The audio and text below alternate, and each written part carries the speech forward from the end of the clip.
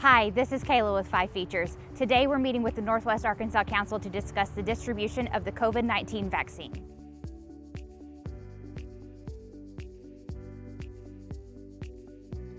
I'm David Fortner, Vice President of Operations at Mercy, and we're discussing today vaccines, as we have been for several weeks and really months now, but just continuing the effort to educate the community about the safety of vaccines, the effectiveness of vaccines, and really just continue that awareness that vaccines are still available.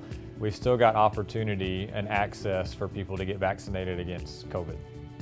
Yeah, there have been lots of efforts to stand up vaccine clinics around the area in Northwest Arkansas.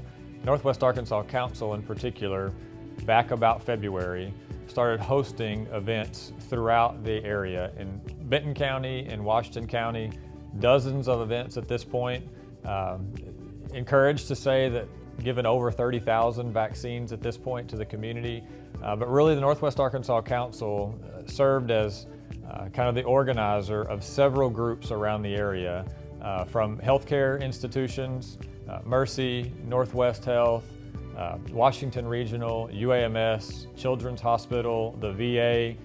Everybody has been involved in these efforts, and some of our private sector and business. JB Hunt, for instance, has offered their locations to serve as a location to have clinics. So really been a community-wide effort, and that was the goal, to work together as a community to make sure we had access for anyone and everyone that wanted to receive a vaccine. In addition, Community Clinic has helped support vaccine events, and Whole Health Institute also involved in making sure that we've got access to vaccine across the region.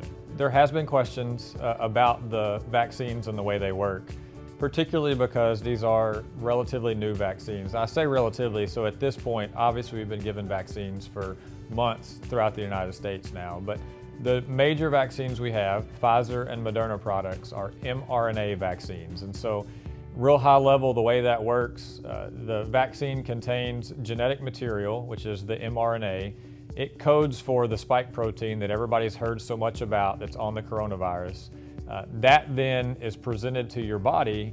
Your body says, I don't know what that spike protein is, and creates antibodies against the spike protein. You then have antibodies against the coronavirus. So if you were to get infected with the SARS-CoV-2 or the coronavirus, your body would recognize that as foreign and would fight back. Really important to note, these mRNA vaccines are just that, mRNA. They are not DNA vaccines. They do not alter your DNA as a recipient of the vaccine. The mRNA uses your own cellular processes to mount this immune response, but it never goes into the nucleus of your cell, which is really where your DNA is stored. So that was one of the myths out there early on. Can this change my DNA? It cannot. The other thing that's important about mRNA vaccines in particular, they don't contain any live viral components. So you can't get COVID-19 from getting the vaccines. They really are very safe. The J&J vaccine works just a little bit different.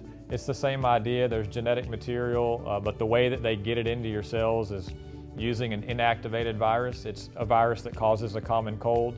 But again, it can't make you sick because the virus itself is inactivated, but that's just sort of the vessel that helps to get that genetic material. So the vaccines use your own body's biology to create an immune response.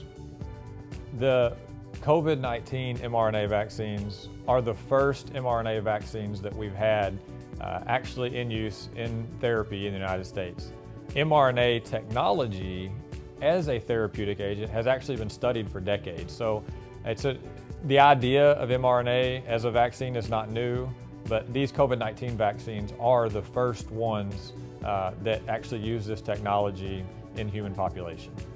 Right now, for the Pfizer vaccine in particular, anybody that's 12 and older is eligible to receive the vaccine. For the Moderna vaccine and the Johnson & Johnson vaccines, it's those that are 18 and older. So high level, really there's not anybody who is ineligible to receive the vaccine except for small children at this point. And that's really just because we don't have the data yet, although that is being studied. The council is certainly wanting to encourage those that are in the 12 to 15 age group that are now eligible to get the vaccine to come out to the event. So We would ask any of that group, or really anybody that's a minor and under 18, that they do have a parent accompany them to help sign the consent form and be there present. Yeah, so the COVID vaccines followed the exact same process that any other vaccine or any other drug for that purpose would come to market or be approved. So the clinical trials, in general, there's always at least 3 phases of clinical trials. The COVID vaccines went through all of that same process. This began early last year. In the phase 3, which is the last kind of phasing of clinical study for, again, any drug or vaccine, you typically would have at a minimum around 30,000 people in that study. For the Pfizer and Moderna vaccines, they exceeded 40,000 participants. And of course, at this point, we've given across the United States more than 260 million doses of COVID vaccines. So we've got a lot of data and clinical data about the safety and efficacy of these vaccines. But it is important to note, no steps were skipped in the study and development of these vaccines and the review of the data. It's a great question that people ask about if they've had COVID previously, should they still get vaccinated? And absolutely the answer is yes. The only caveat to that, obviously it makes sense, if somebody is acutely infected with COVID-19, so they're in that kind of 10-day quarantine period where they're still experiencing symptoms, we want them to stay away, stay home, stay away from people. But once you get out of that period where you can then appropriately, mask, get out, we want you to still get vaccinated. In all of the vaccine efforts, we certainly don't want access to inhibit anybody. So at this point, we've had lots of clinics where people are coming to the clinic site. We also want to make it available, particularly from the Northwest Arkansas Council's perspective and their efforts. We can take the show on the road and bring the clinics to you too. So willing to work with churches, schools, employer groups, any of those entities that want to reach out to the council. There's an opportunity to take the vaccine to that patient population as well. There has been question about the cost of the COVID vaccine.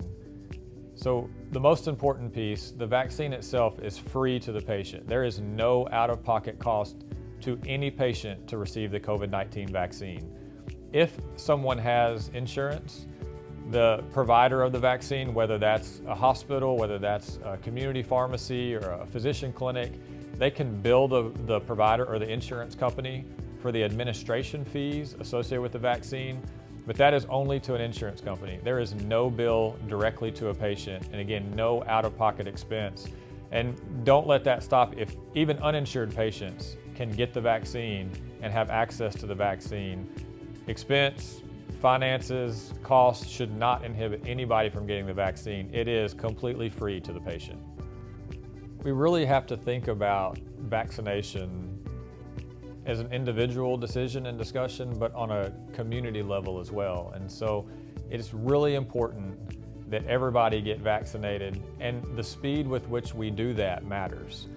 Viruses, by their nature, they mutate, they change. We hear a lot of talk in the news about variants to this coronavirus. That's going to continue as long as the virus has an opportunity to infect and to change. The way to stop that or prevent that is to get as many people vaccinated as fast as possible. That would include even those that have a low risk, really, of bad outcomes with COVID-19. So we do know that, typically speaking, the younger population, even if infected, do fairly well. You may feel bad, you may feel like you have the flu, but you'll recover and maybe avoid hospitalization, and obviously we want to avoid deaths in COVID-19. But it's important that all age groups get vaccinated because, again, it's that idea around herd immunity that we hear about.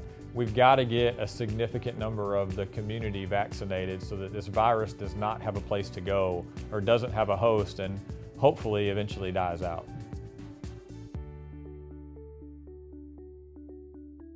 Thanks so much for watching. For more information, you can visit nwacouncil.org.